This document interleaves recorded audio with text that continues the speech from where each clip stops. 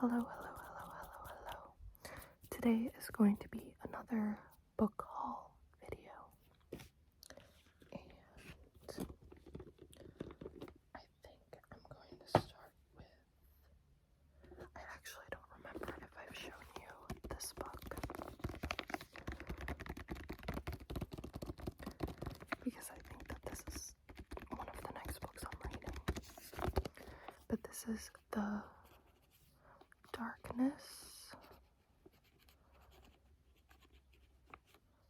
Manifesto. And this is by Johan Eklof.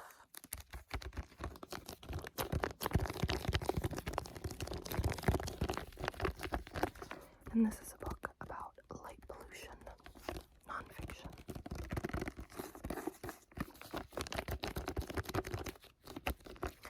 And I have quite a few books today, so I'm going to go and not spend a ton of time on each one.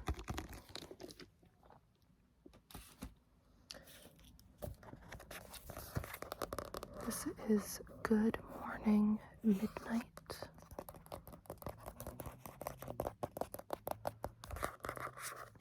by Jean Rhys. I don't know how to pronounce that name.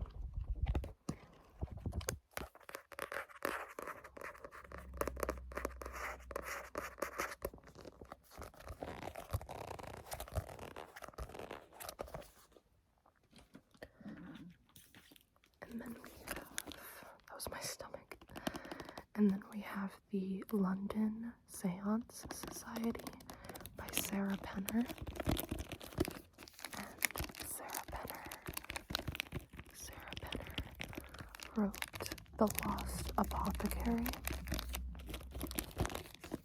which I really enjoyed, so I wanted to pick up her new book.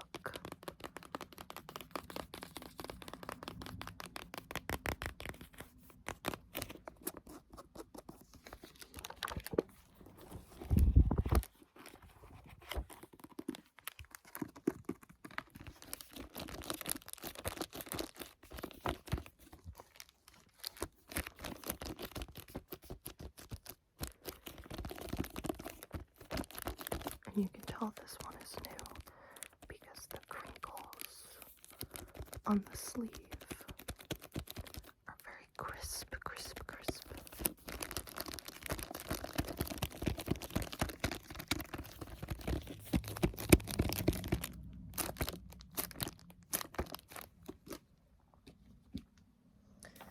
Then I have another nonfiction. There's quite a bit of nonfiction this week. This is Prairie Fires. This book is big. The American Dreams of Laura Ingalls Wilder by Caroline Fraser. And Laura Ingalls Wilder wrote the Little House on the Prairie series, which was also a TV show. I never actually read the Little House books, but I did watch the show a little bit, just a little bit. But I thought that this would be interesting nonetheless.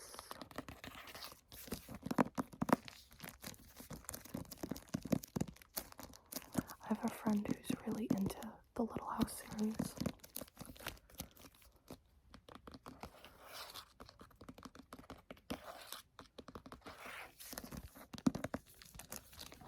This is a thick book. So next, we have the Romanov Sisters by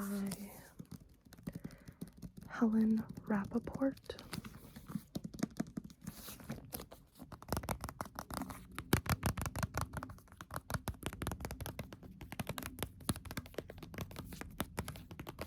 And this is a nonfiction book about the Romanov sisters.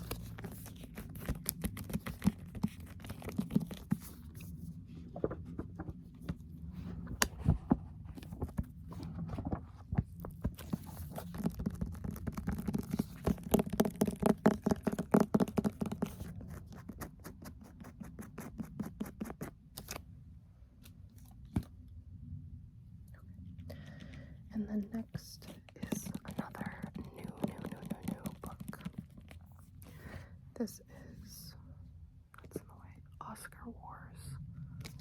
Oscar Wars, A History of Hollywood in Gold, Sweat, and Tears by Michael Schulman.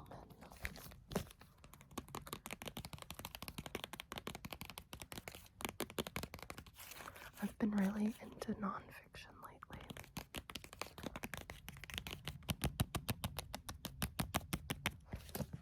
This is another pretty big one.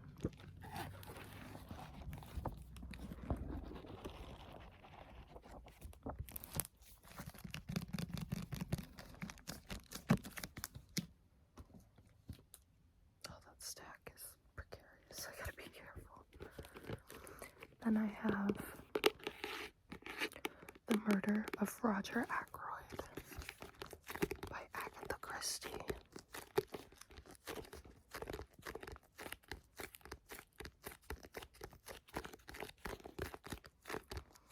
I'm slowly reading through all of the Agatha Christie books.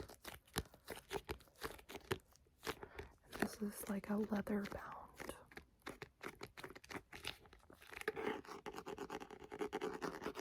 The Agatha Christie Mystery Collection.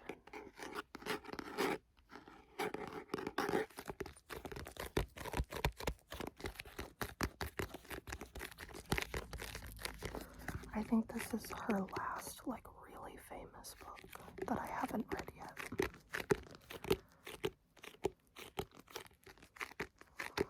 And then I'll be reading the smaller ones. Not smaller ones, the less famous ones.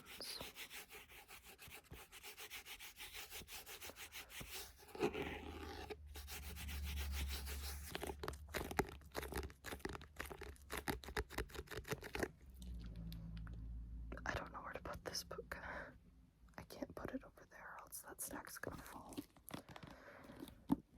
This is Homegoing. Homegoing. And this is a very, very, very popular book.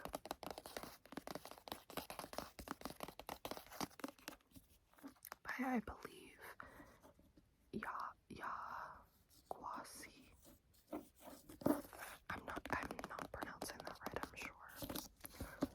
There are a lot of authors that I have just never heard their names said out loud, so I don't know how to pronounce them off the top of my head.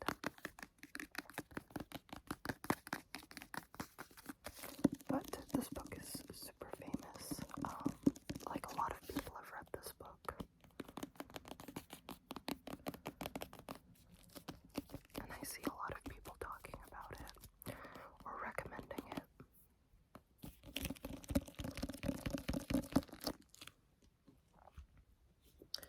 And then I have Boy Parts by Eliza Clark. I had to wait a really long time to get my hands on this because there's one copy in the whole state. And the people who were checking it out were like taking forever to read it.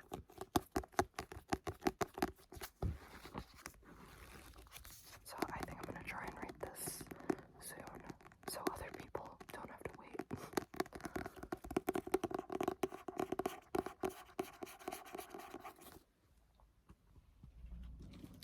And then we have, also, if you can hear background noise, it might be my dog is in the hallway.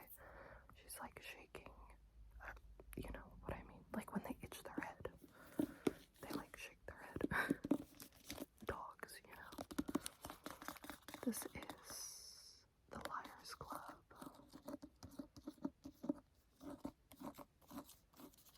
by Mary Karr.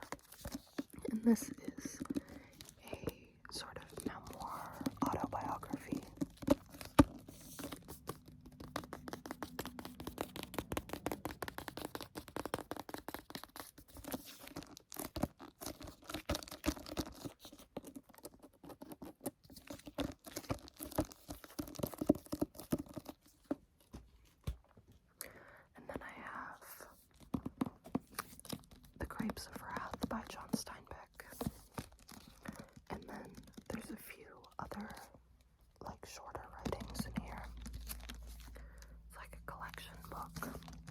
This was the only copy my library had.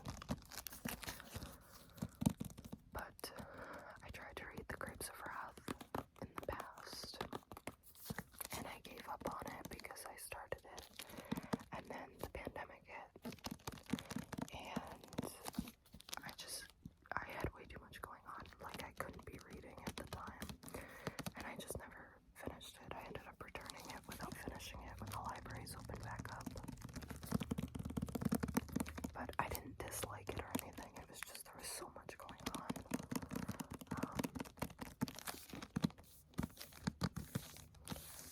And I just didn't feel like reading. Because when that all happened, I was working and I still had to go into work. And a bunch of people quit, like, out of fear. So I was at work a lot, and then I was going to school too, and I had to switch to online school. And it's like some of my professors thought that going online meant that suddenly we could do with like double the work. And I ended up having to drop some classes because I just couldn't manage everything at once. It was a very tumultuous time for me. I mean, for everyone, but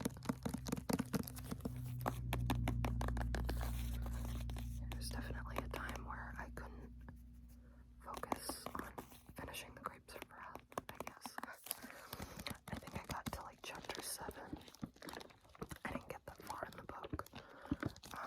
I also have a friend who really loves this book, so I'm finally gonna read it. And I like John Steinbeck. I like his writing. And then I think after this, I'm probably gonna read East of Eden, because I've never read that either. Maybe Cannery Row. Oh my goodness. These stacks are all looking like they're gonna fall. But if they do, I'm gonna cut it, so don't worry. So then this book is Waco by Jeff Gwynne. I believe you would pronounce that as Guinn. Gwynne. David Koresh, The Branch Davidians, and a Legacy of Rage. This is nonfiction, and it's really new. And Jeff Gwynne wrote The Road to Jonestown, which I really found interesting. So I think that this book's going to be really well written and informative.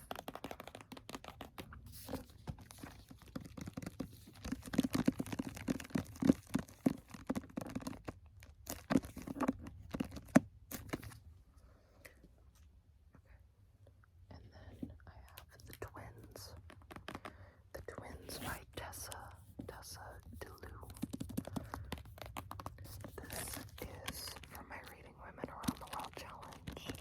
I picked this book out for the Netherlands.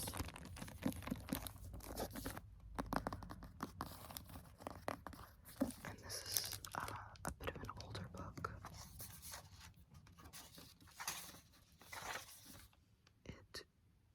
Never mind.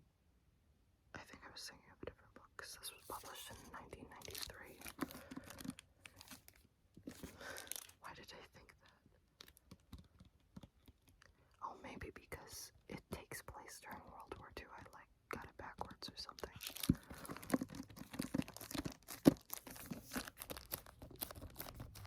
The thing is when I'm filming these videos, I'm sorry for the background noise. It's like Grand Central.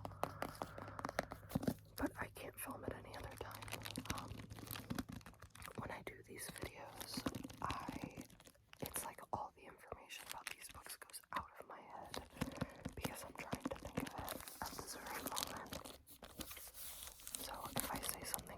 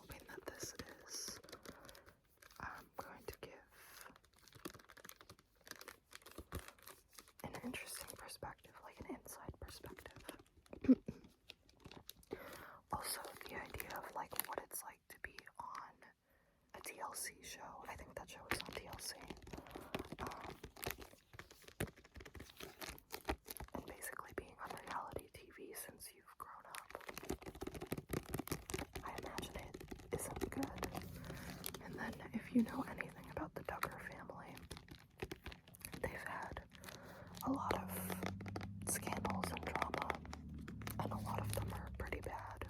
Like, not just funny drama, but like criminal drama.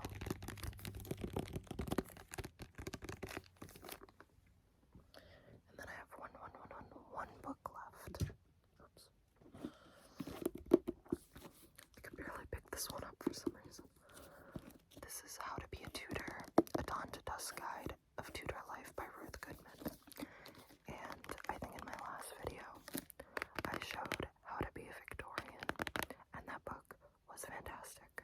So I'm reading another one of her books, but this time about Tudor life, which I think will also be very interesting.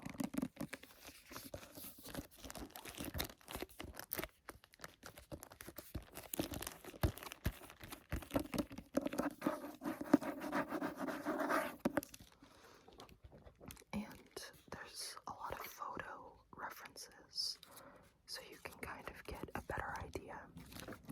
But I think that if you're interested in Victorian life, you should definitely read her How to Be a Victorian. It's super descriptive, super informative, and she's really well read on the subject, I guess. But because she has done sort of the equivalent, I don't know what you call this, like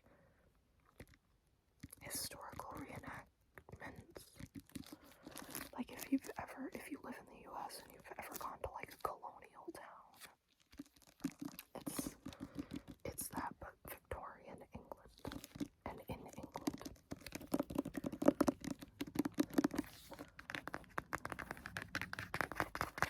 Where people dress up and do things like they churn butter or do blacksmithing, forging. But because of that, she has like a really good inside knowledge on how to do laundry in that way, or how to cook, or the houses that they lived in, stuff like that. I don't know if it's the case for Tudor lifestyle, but I trust her. The first book was so good that I trust her for this one.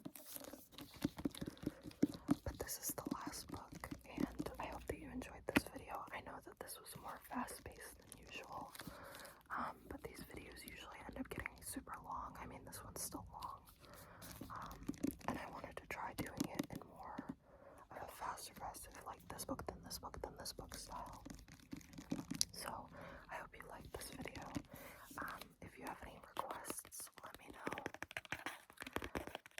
And let me know if you like this style or the more slower paced style. Also, do you like soft-spoken or whispered videos better? I've been trying to whisper more to try to mix it up, but I also feel like you might not be able to hear me as well. So just let me know.